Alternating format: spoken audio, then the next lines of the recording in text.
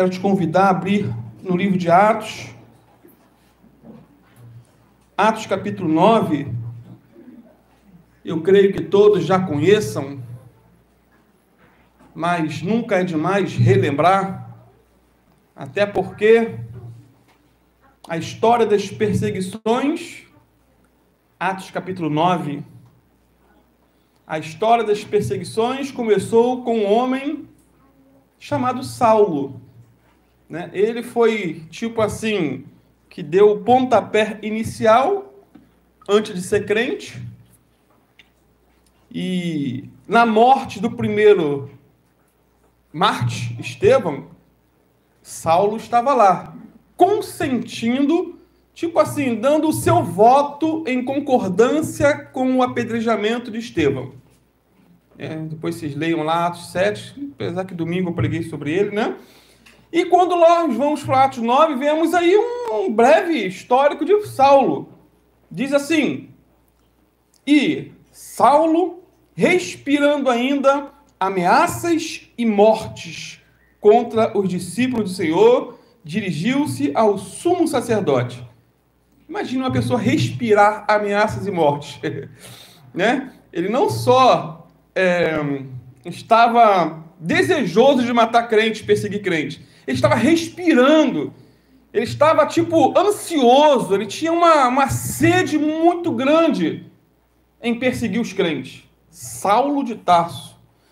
E, versículo 2, pediu-lhe ao sumo sacerdote, cartas para Damasco, para as sinagogas, a fim de que se encontrasse alguns desse caminho. Qual caminho? Caminho de Jesus.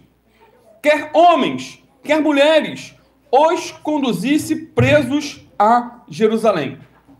Então, esse era o propósito de Paulo. Ele pegou uma documentação dentro da lei da época, ia para Damasco com aquela documentação, se achasse homens e mulheres ali, ele ia trazer todo mundo acorrentado para Jerusalém.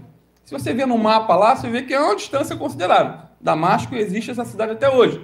No norte, bem acima de Jerusalém. Eu te aconselho de vez em quando dar uma olhadinha nos mapas bíblicos, é muito interessante. Uma questão geográfica. Bem acima, ele saiu de Jerusalém para ir lá no norte, em Damasco, prender crente e trazer todos eles acorrentados para Jerusalém. Esse é o contexto. E, indo no caminho, o que aconteceu? Aconteceu que, chegando perto de Damasco, subitamente o cercou um resplendor de luz do céu. E, caindo em terra, ouviu uma voz que lhe dizia: Saulo, Saulo, por que me persegues?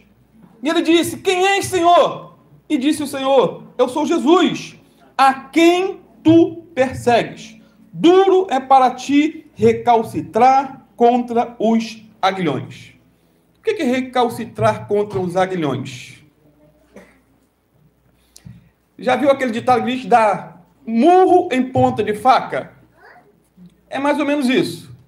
Recalcitrar contra os aguilhões é o que acontece com cavalo brabo, indomável. Eles botam na cerca várias ferramentas pontiagudas, o bicho fica dando coice. E dá o coice no ferro, aí fura o pé, aí ele vê que se dá coice dá problema. No sentido de Paulo aqui, ele estava dando um soco em ponta de faca. Ele estava se prejudicando, ele estava perseguindo a igreja de Deus. E Jesus aqui se revela para ele o ressuscitado, porque aqui nós estamos após a morte, a ressurreição. Então, quando nós lemos a vida do apóstolo Paulo, nós vemos que para Deus não há casos irrecuperáveis. Um homem que foi sanguinário. Estamos aguardando o Cleitinho, tá, gente? Já é a pregação. Foi um sanguinário, um perseguidor. Então, nunca olhe para alguém, para uma pessoa, por mais que ela seja um assassino, ou independente das práticas pecaminosas dela, e diga que para ela não tem jeito. Você é um caso irrecuperável.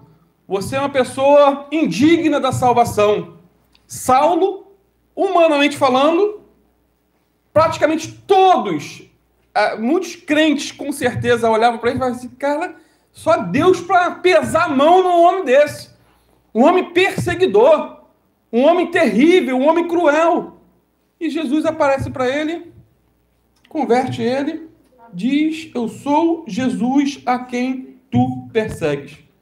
E ali ele, tremendo, atônito, disse, Senhor, que queres que eu te faça?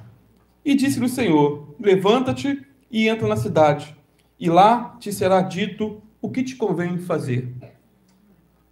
Muito lindo, queridos. É uma das histórias mais, para mim, impactantes do Novo Testamento, é a conversão do apóstolo Paulo. E a Bíblia, ela mostra em cores vivas o antes e o depois. Quem foi o Saulo perseguidor, matador de crente, e quem foi o Saulo depois em que ele tem esse encontro com Jesus. Praticamente você não vê ele a cavalo, mas podemos supor que quando apareceu essa luz, ele caiu do cavalo, porque ele não estava indo andando de Jerusalém até Damasco. Ele devia estar no cavalo. E caiu, e se converteu, e teve a sua vida transformada. E o versículo 7 diz, e os homens que iam com ele pararam espantados, ouvindo a voz, mas não vendo ninguém. Então, não foi só Saulo, foi coisa da cabeça dele. Não! Lucas foi um historiador, queridos. Lucas, ele foi detalhista, o escritor do livro de Atos. Ele não escreveu assim porque quis, ele pesquisou, ele fez uma pesquisa acurada, tanto para escrever o Evangelho de Lucas, como o livro de Atos. Isso, historicamente, é comprovado que ele é o autor dos dois, um médico conceituado da época. Então, não foi algo da cabeça de Saulo, não. Ouviram a voz, não viram ninguém, mas ouviram a voz. Saulo viu uma grande luz, ficou cego, caiu do cavalo e teve a vida transformada. E no versículo 8, e Saulo levantou-se da terra e, abrindo os olhos, não via ninguém.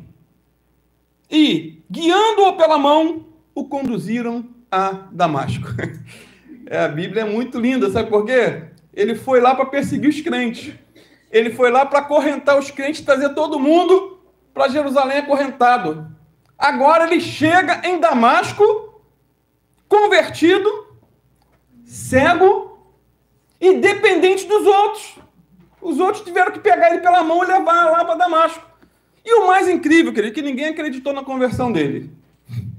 O quê? Saulo? Quando o Senhor chamou um tal de Ananias, um anônimo, apareceu para ele e falou, vai lá e prega para ajuda Saulo lá que ele se converteu. Saulo não, que isso, Senhor? Eu devo estar enganado, esse cara é o que está aí, ó. Versículo 9, esteve 3 dias sem ver, e não comeu, não bebeu. Foi aquele tipo de conversão intensa. 3 dias de jejum e oração, sem comer, sem beber. Ele já se converteu no óleo, né? Imagine se todo novo convertido fosse assim, queridos. Aceitou Jesus 3 dias de jejum e oração. Irmão, ali mesmo já ia ser direcionado o caminho a ser trilhado, o que Deus ia dirigir para ele, mas infelizmente... Versículo 10, e havia em Damasco um certo discípulo chamado Ananias. Só Ananias aí. Ananias, quem foi Ananias? Não sei, um anônimo. Só aparece uma vez na Bíblia. A Bíblia não fala mais nada de Ananias. Só aqui. Mas olha a função dele. Orientar, dirigir os primeiros passos do apóstolo Paulo, um dos homens mais usados na história da igreja. Você pode ser um Ananias, sabia? Orientar um novo convertido, alguém que chega, não tem status, nem... se converteu ontem, foi batizado há pouco tempo. Às vezes fica lá no cantinho, lá no fundo da igreja, e você ali ajudar. Você não sabe quem aquela pessoa pode ser. Pode se tornar um Billy Graham da vida. Me faz lembrar de D.L. Moody, um dos maiores evangelistas do século XIX. A história dele é linda, porque ele era um analfabruto. Sabe o que é um analfabruto? É uma pessoa analfabeta misturada com brutalidade. Grosseiro, sem modos. Não sabia falar direito, não sabia escrever. E um dia, ele como vendedor de sapatos, ele estava na loja, com o sonho de se tornar um milionário. Em pouco tempo já tinha $5.000 guardado, com uma sede de possuir dinheiro. O professor da escola dominical dele, o senhor Kimball, foi até aquela sapataria e falou do amor de Jesus para ele. E ali ele foi impactado, entregou a vida ao Senhor, porque frequentava a escola dominical, mas ainda não era salvo. Se rendeu a Cristo. E Jesus fez dele o quê? Um dos maiores ganhadores de alma do século XIX. Um Ananias, um desconhecido. Alguém que não entrou no hall dos heróis da fé, mas que teve uma grande participação na vida do apóstolo Paulo, que de perseguidor passou a ser perseguido mais à frente. Amém? Guarde essa palavra introdutória. Não olhe para ninguém, nunca, pensando que aquela pessoa ele é um caso irrecuperável. Não. Jesus é aquele que transforma vidas. Amém? Para o Senhor não há casos irrecuperáveis. Saulo era um caso perdido, mas Jesus o encontrou para a glória de Deus e Pai.